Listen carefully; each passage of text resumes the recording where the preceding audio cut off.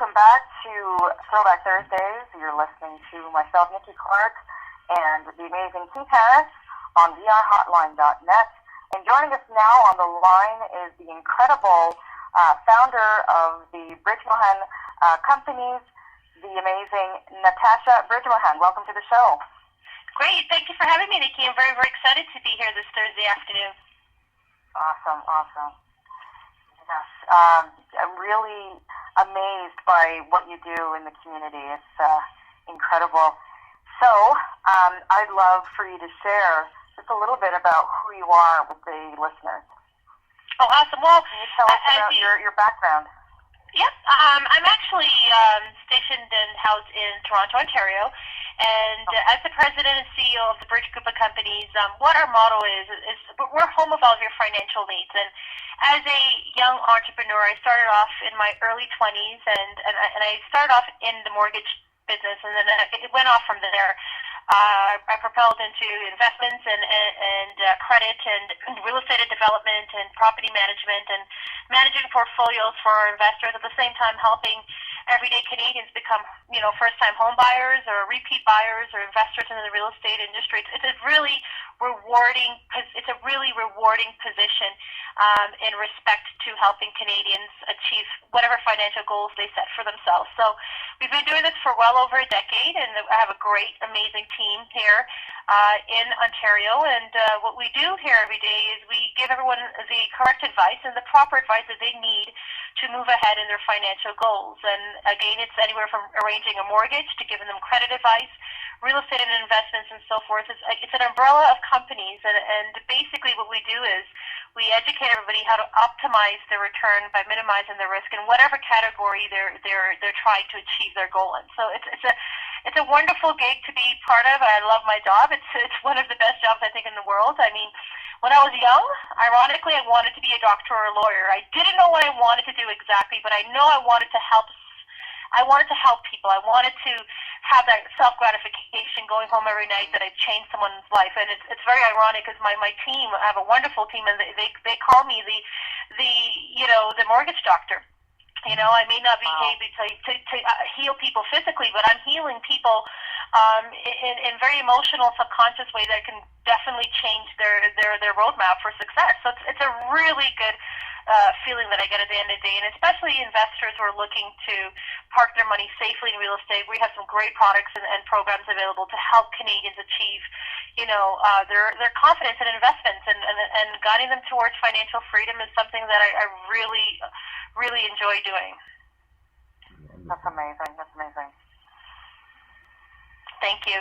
And at the same time, what we're able to do is what sets us different from our competition is very, very simple.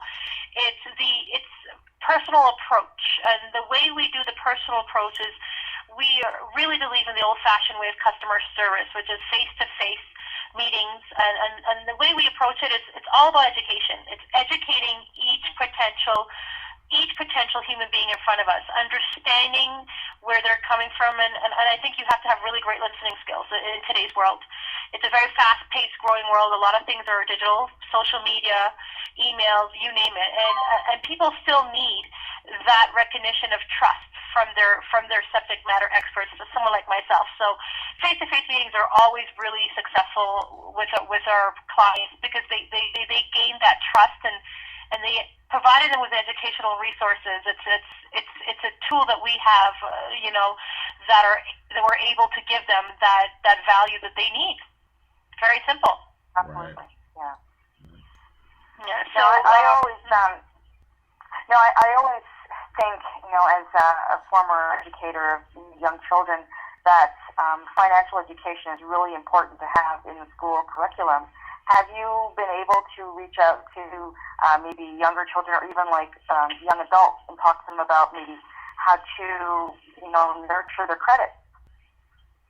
That's a very great question, actually. Ironically, Nikki, tomorrow morning I'm actually going to give my labor love education to this wonderful camp up in Brampton, and it's a spiritual camp. It's about 30 kids, and I'm volunteering my time there. One of my efforts is a 1-hour credit 101 to young youth. Oh, that's and what we're doing Yeah, thank you. And what we're going to be doing there is just teaching them their basics of understanding the importance of credit and being financially responsible. We were actually been able to align ourselves with some of the local school boards and getting our message across in terms of them understanding what our mandate is. I'm definitely lobbying and very proactive with some of my counterpart business associates in trying to get the school board on par with making it a mandatory credit for high school students to complete a credit educational course before they get into post-secondary. And so I'm definitely proactive in that arm of education. We're also aligned ourselves with some new immigration centers in the local GTA area to provide credit education services, giving them the resources and programs that they need, how to start building credit. Being new in the country, how do you do it? And so that's something that we're doing there too. So yes, I'm definitely an advocate for credit education. You hit it on the nail, Nikki. It is something that we really are very hungry for in this society, but unfortunately we need a lot of key players, including the political side of our members, to be involved in bringing this to the forefront. And it is definitely a needed service. And I'm doing what I can do best, and which is offering our services with All Debt Solutions. And again, it specializes in the credit education and, of course, the credit facility and helping people who are in, if they're in a pickle in terms of being in a financial distress, if they're looking into a bankruptcy consumer proposal, we're able to do that too. So there's definitely two merits to this. There's people who have absence of credit or not enough education to start building credit, and there's people who have too much credit and maybe due to unforeseen circumstances they need guidance to get themselves out of that mess.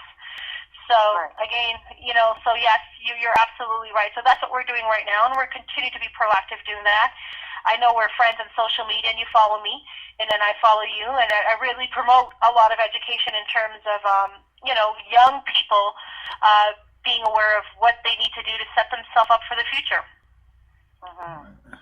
That's an invaluable service that you're offering to the community, and you're going to be creating a legacy of just so much wiser people in terms of how they manage their money. But let's talk about some of the achievements you've had. I mean, you've just been recently given an award, and congratulations. Can you tell us about what that was? I'm very humbled in receiving that award. Quite frankly, my competition was very, very fierce, I must say, and it was the Young Entrepreneur Award for the City of Vaughan, and it was given to me by the Vaughan Chamber of Commerce, and I was basically audited and surveyed by KPMG. So that was actually very, very meaningful for me. It definitely put me on the map and helped propel my goal and my dream to continue to being an educator and providing our mortgage and credit and investment services. So, and our company also has been, so that was an award that I won on behalf of my team. And I say team, I use this word very, very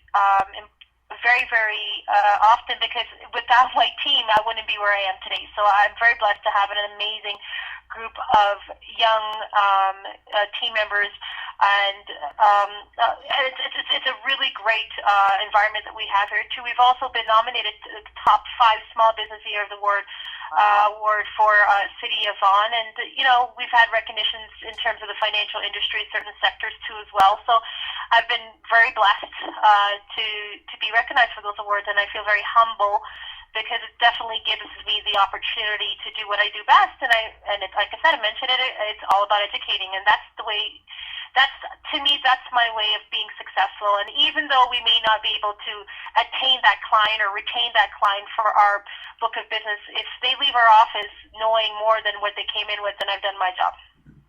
Absolutely, yeah. A lot of, when we talk about people, a lot of times with credit, going back to that a minute, a lot of times, people at a younger age, they find out too late just how important it is to establish or begin to establish good credit. What is what particularly the right age, the minimum age that you think people should start working on that? That's actually an excellent question. And I'm actually going to maybe disagree to part of your statement. Mm-hmm. It is never too late to rebuild or start building your credit. Even up to the day you are retired or you breathe your last breath, you need to have credit in this country. And the younger you are, the better it is. I would suggest as soon as you have a social insurance number and you start to work, whether it be being the paper girl or the paper boy, or whether it be working from your parents' business if they're employing you, as soon as you get your first paycheck, you should then open up a bank account. And once you open up a bank account, you should apply for a student credit card. Okay. That's the first thing that you need to do. And then you should take a course. And hopefully by then, if with the next generation coming, it'll be mandatory, but get your parents to subscribe you to a course either online or face-to-face workshop with a financial educator like myself to get the key information that you need and resources to start building your credit. And I also encourage parents to start stepping up and taking the approach of a home educator and getting their children involved in getting the education they need in terms of the credit, because right now our teachers facilitator through the school, they're not offering it. And again, there's a big gap of giving kids the resources they need. So absolutely, that would be probably my first step I would do, give advice for young individuals who are looking to start up and building their credit. Oh, okay. Yeah. Interesting. Yeah. It's interesting. Listen, it's such a big passion of mine. One of my biggest pet peeves is, being a parent of two, a 13-year-old, and my daughter has a student credit card. She has a bank account. She has a young investor's plan. She's very, very proactive. At this age, until she has more financial responsibility, she practices the 80-20 rule. And the 80-20 rule would be, 20% of your paycheck you do whatever you want with it, and the other 80 you put away for your education. And she's actually going so far where she's not only putting it for education, she's putting it away for her retirement. And for a 13-year-old to have that mindset of thinking of their retirement, she's going to go very, very far amongst with her peers too as well. So I really encourage parents to take that step back and really think about all the mistakes we've made as a society. I look back at all the stuff that I made with mistakes that I've made with my credit, and no one's ever told me. Put it that my dad is in his 60s and he still refuses to have credit. He's a cash guy. Right. And very, very old school, and I keep on telling him, this is the 21st century, this is the Western civilization, the whole world is globalizing, and the importance of credit. Like, soon we're not going to, maybe not in our lifetime, but it's going to be a paperless currency. Yeah. Right? Yeah. And it's getting there. It's already there. We see it. Even our debit cards and credit cards. You don't need your PIN number. You're just swiping it now up to $50. Some places are $100. So, I mean, it's very important. I really do believe it's very important that parents step up and take that responsibility, even if they're not educated and they're not subject matter experts in that area. Get their children the education they need. This will not only help their children, it will help their children in terms of their future family life, their responsibilities as young adults and bigger and older adults, but it will also help society in a whole. The more financially responsible this millennial generation becomes, the more successful our society or economy will be. That's the way I see it. It's a ripple effect, right? If these children are going to become very frivolous or senseless using this money, because when we all grew up, tell me if you guys agree, when we all grew up, our parents taught us the value of $1. Yeah. When you work for that dollar, you get, whether or not you're getting your allowance or whether or not you're delivering your newspaper, when you got that money, you actually got physical money in your hands, right? You got that $1 to $5 or $10. I remember my dad, we used to pull out his gray hair, and we used to get 10 cents for every gray hair. I would get like $5 a day. and I would put that in my piggy bank. So it was all about the piggy bank, because we were very excited when we opened up a piggy bank, because we visualized it, we physically touched, smelt, and saw the money. But now youngsters are getting paid direct deposit into their bank account. They're not getting physical money. They don't have the sense of importance with money, or how hard it is to earn that dollar. Money has become such a byproduct of so much other things that can go wrong, and kids these days do not understand the value of $1, because there's so much things are virtual. You know, I have one niece who's never even touched money. All she does is swipe her card and buy stuff all day long.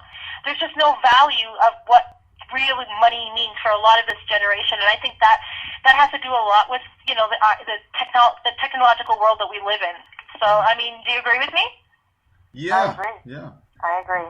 Yeah, and I completely understand because I was that child too. That I washed my father's car every Sunday, so I could get that $10 and then put it away.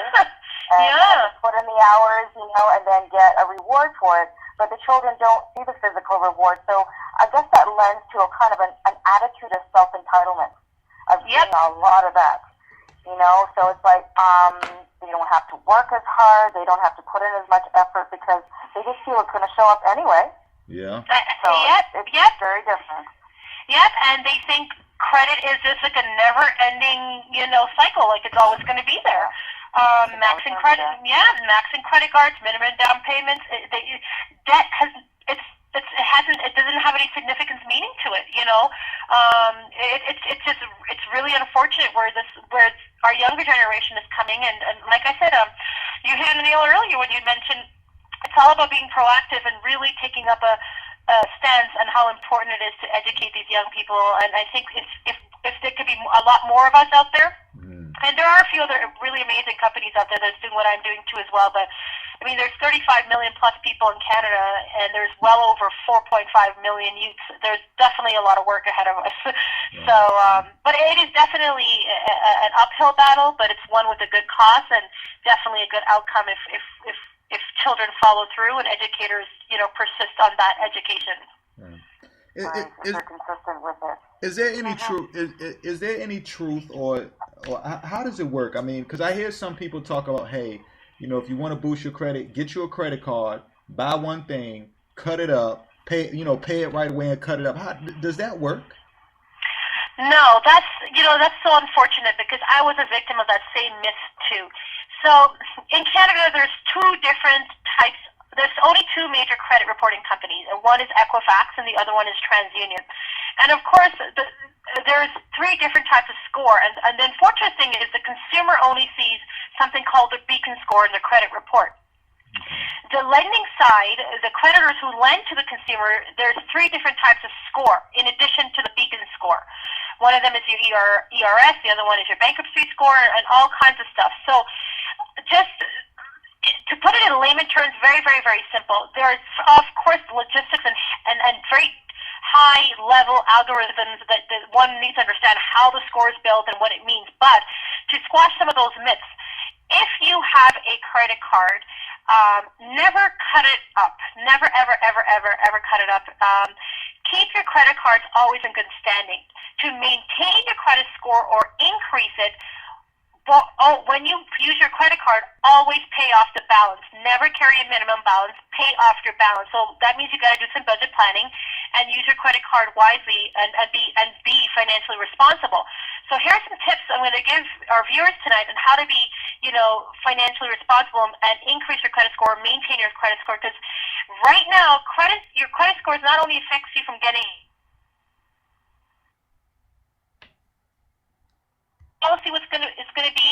It also what your car insurance policy was going to be, what your car loan rate's going to be, what your credit card or interest rates are going to be at end of each year. So the credit score is being used for all kinds of credit that's extended to a consumer. So be very vigilant and aware of what your responsibilities are to maintain your score. So like I mentioned, the first thing is when you use your credit card, you get your money. You're very, very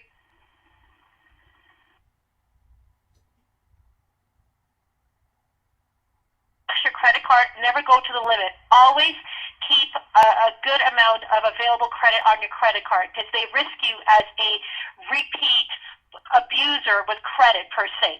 Oh, wow. Third of all, don't go apply for a credit card here, there, and here just to get a free T-shirt or a free makeup bag. It's going to affect your score. I would say a responsible consumer would have maybe 2 to 3 credit cards and a revolving line, such as a line of credit or a car loan.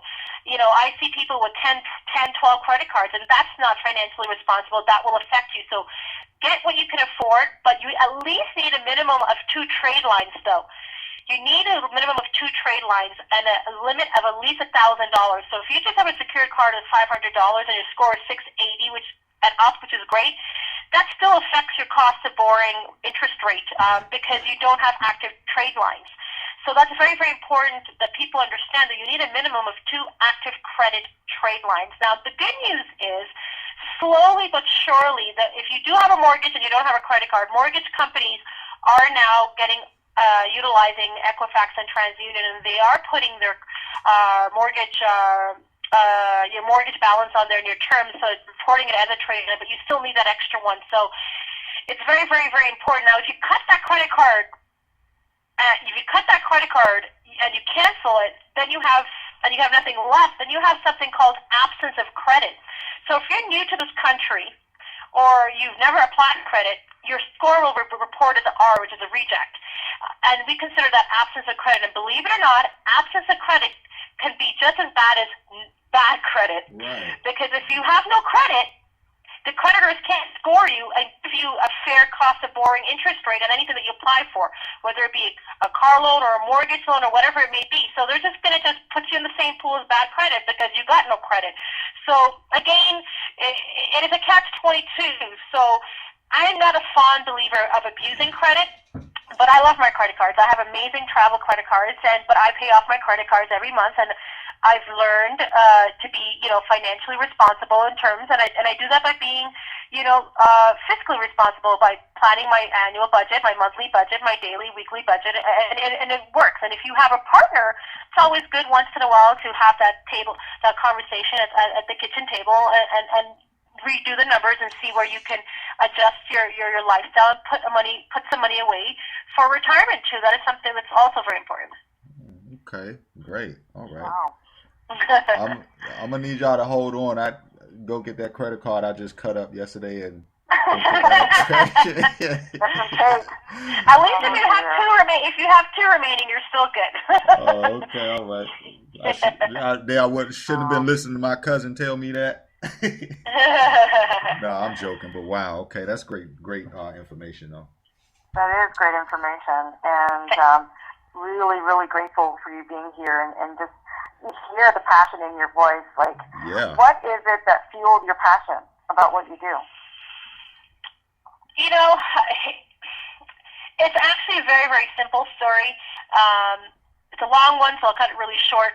I was actually very young when I got my first full-time job straight out of college. I was hired as a credit analyst, and basically what I was responsible for doing is actually approving lines of credits for commercial companies who were buying electrical and plastic products from the company that I was working under. And basically I was very fond of, the empowerment of approving someone's credit and being able to control and give them advice gave me really great gratification. And what happened was I was laid off from my job, and it wasn't even a laid off. I was laid off due to corporate restructuring, and I was one of their best employees, and it was definitely a wake up call. And I was sitting down at home one day, laid off, pregnant, not knowing what to do, and I was reading a magazine called Profit 100 for Women.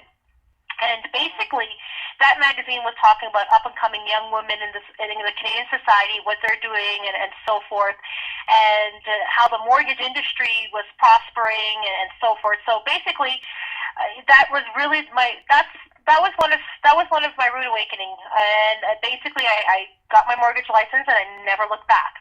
And from there, I became an educator for mortgages, credit, investments in real estate, and it moved from there. So. As the time goes by, different things fuel you in terms of giving you the appetite to do what I do. And right now, the reason why I do what I do is honestly very simple. This may kind of sound cliche, but I love it. I think it's one of the most empowering positions anybody can have. Meeting the people that I meet, the stories that I hear, the family families that I see, it's amazing. And to be part of their plan for their future, whether it's buying a home or preparing them for retirement or fixing their credit or giving them credit, it gives me so much gratification to know that I am blessed to be able to have those expertise and be able to relay those expertise to each and every Canadian that walks through my door. It's an amazing position to be in. And of course, now being a mom, having a 13-year-old and an 8-year-old, and being a wife for 14 years, it gives me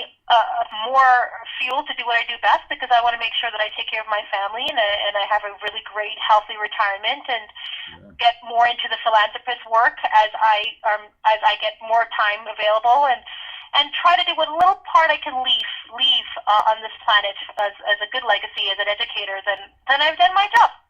Hey, absolutely. Absolutely. Well put. Yeah. It's fun. It's a fun job. It's a really fun job. There's definitely days where you're stressed and you're pulling out your hair because you can't really get the answer right away, or you can't help that person because they're not willing or able to want to be helped. You have individuals like that where they're just in denial. Mm-hmm. Yeah, they're just in denial. And that's when you have those. Everybody's entitled for a down day, and you have those days when you can only do so much for certain people, right? And you got to just move on, right? Right, because you can give them the best advice you can, but it's ultimately it's up to them to use it, to utilize it. Yeah, and accept whatever news you're going to give them. Yeah. Yes, exactly. Have you Where ever? can people? Sorry, go ahead. No, go ahead, Nikki. No, I was just going to say, I'm sure there are probably listeners going, I need to contact you ASAP. Right. What's the best way to reach you to have a consultation? Well, I'm all over social media. If you're on Facebook or LinkedIn or YouTube, you can type in Natasha Bridgmohan or the Bridge Group of Companies, and there's no E in the Bridge, the Bridge Group of Companies. Or you can also call us toll-free at 1-866-553-7467. That's 1-866-553-7467. Absolutely. Okay. And that's the best. What was your question? Well, what I wanted to actually find out is, dealing with people, and helping people with their finances. Now, it's a wonderful thing to do, but have you ever witnessed an epic fail? Not with yourself, but just with trying to help people succeed with their finances, and there's just some people who you see later on, and they've just taken none of the advice wisely. I think if I've ever seen an epic what? Have you ever ran into people that, as you said before, you try to help people, but a lot of times, or sometimes, there are people who just don't follow your advice wisely. Do you ever get to kind of see the results of those people? Is there any way for you to be able to keep up with the stats as to who's followed your advice wisely and who hasn't? Oh, yeah, absolutely. If you go on my YouTube, you're going to see a lot of testimonials of amazing people that I've been able to turn their lives around or help them accelerate the retirement earlier or help them with their mortgage and credit. If you go on our website, there's a lot of so YouTube has a lot of video testimonials. Our website has a lot of posted testimonials, and of course, in-house we have a lot of amazing stories of success. Now, we do track them, and that's a great thing. And absolutely, I do. One thing I say I'm very, very proud is most of my clients are my clients for life. Right. They don't go anywhere. I have a really good retention rate. It's about 99%. Oh, wow. So I've been doing this for the last 13 years. So yes, I even know my first client. His name was Ryan Pinto. He was my first mortgage client, but now he became one of my investment clients. He became one of my credit clients, and he's still my client. So yes, we definitely do. We do definitely make it a priority to stay in tune with all of our investors. We have a really great communication platform with our CRM, and we also have 3 major events throughout the calendar year. We have an annual community client appreciation picnic. We have an annual community client appreciation movie day with their family. We have an investors gala ball.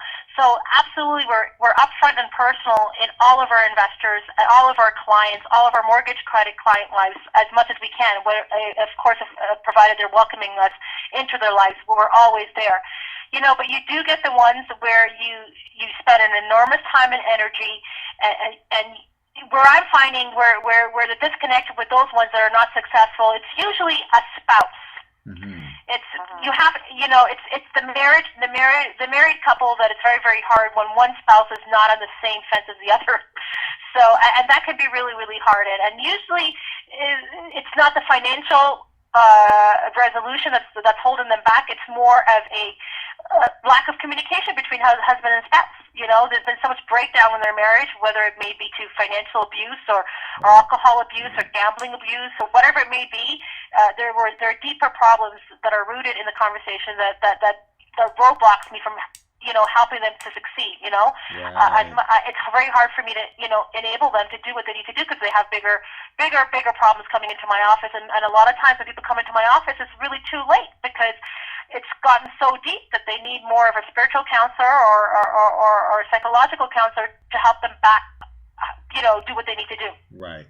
So, but even for those people that walk out of our office that have not, registered or used any of our services, we still keep them in our database.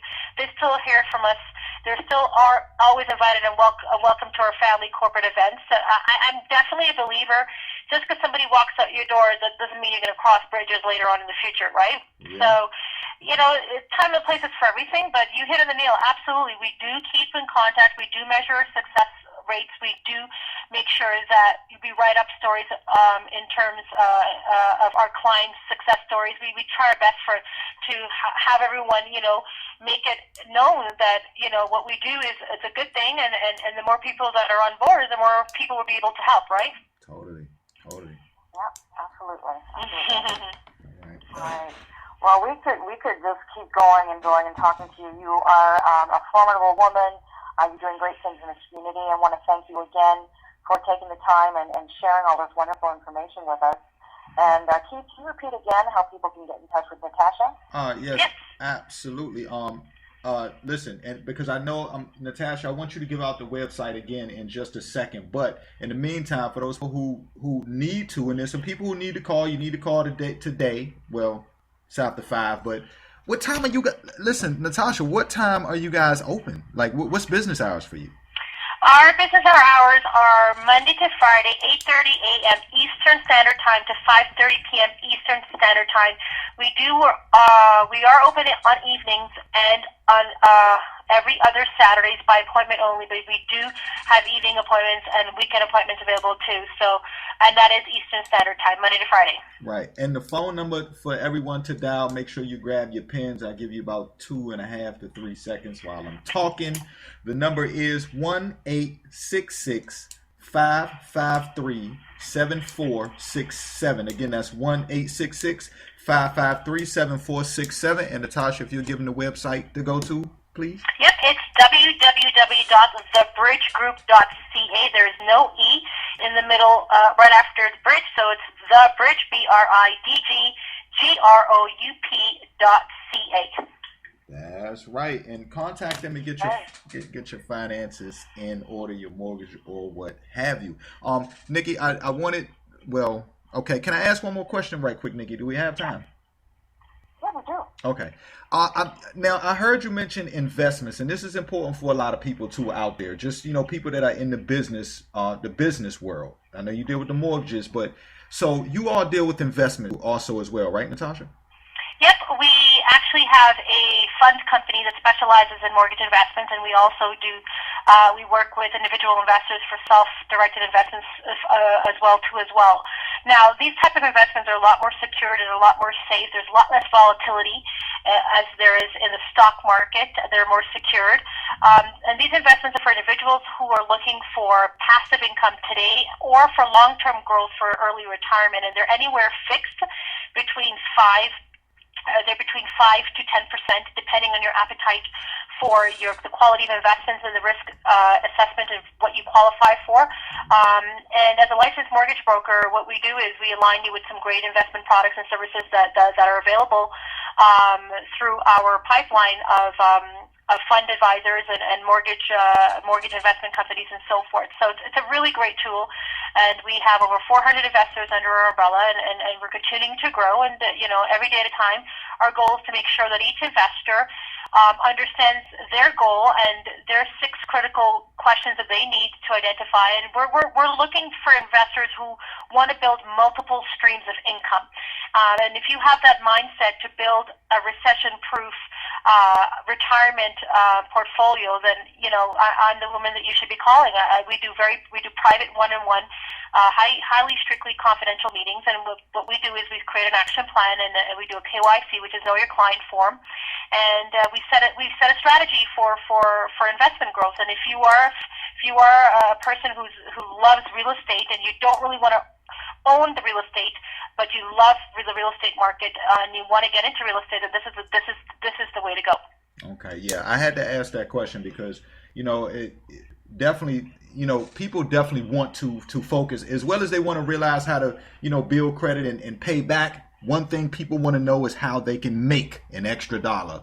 How they can make that money turn around. So I had to ask that question. Wonderful. Awesome. Well, thank you very much, guys.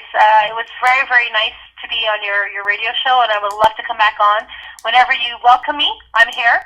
And for those of you, thanks again, Nikki. You've been awesome, and I really enjoyed your show, and I really encourage everybody to visit your show on the internet. It's an amazing thing you have going to, Nikki. And again, I feel thank you so much, guys, for allowing me. And again, I'm here for anyone who needs me, and we definitely have a great turnaround time, so we'll be able to give you those answers to your questions as soon as they start coming.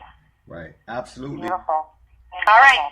Okay. Take care, guys. Have a good one. You too. Bye-bye. You too. Bye. Bye-bye now. Everybody out there all across the land, you're listening to Throwback Thursdays with the amazing Nikki Clarke and myself, Keith Harris. Wonderful conversation, right, Nikki? Oh, my gosh. So informative. I learned so much. Indeed. And I'm really encouraging people to contact Natasha. You can hear the fire in her belly. She's so passionate about turning lives around by getting the right information about how to manage their money, and I think that's very, very important for all of us to listen to. So, yeah. Definitely important about that. So listen, it's been another amazing show. Listen, we're looking forward to next week as well. Absolutely. A lot of different things coming up, a lot of different things going on. Listen, how was the taping of the show? Of your show? Last week, Wednesday, was phenomenal. We're at another location, and it was just magic. We had media show up, and the food was off the chain, French Caribbean cuisine. I don't know if you ever had that, Keith, but it was fantastic. Great group of people who came out to support, and the quality of guests was just phenomenal. And really, really happy to have another taping there August 26th. So if you're in the Toronto area, you're looking to be inspired, you want some incredible food and meet some great people, and come on down to the Nikki Clarke Show taping at La Creole, 810 St. Clair Avenue West, and we start at 8 p.m. And we kind of roll out about 10:30, and lots of time to meet people and to network and build friendships. So, yeah. Absolutely. Oh, and it's free, except the food. You got to pay for the food. Yeah. But the smiles and inspiration, that's free. That's what's up. Can't not beat that. All right. Listen, we'll get ready to take a break, and we're going to Every Woman by Whitney Houston. Yes. Okay. You're listening to Throwback Thursdays with myself, Nikki Clarke, and the fantastic Keith Harris on wearehotline.net.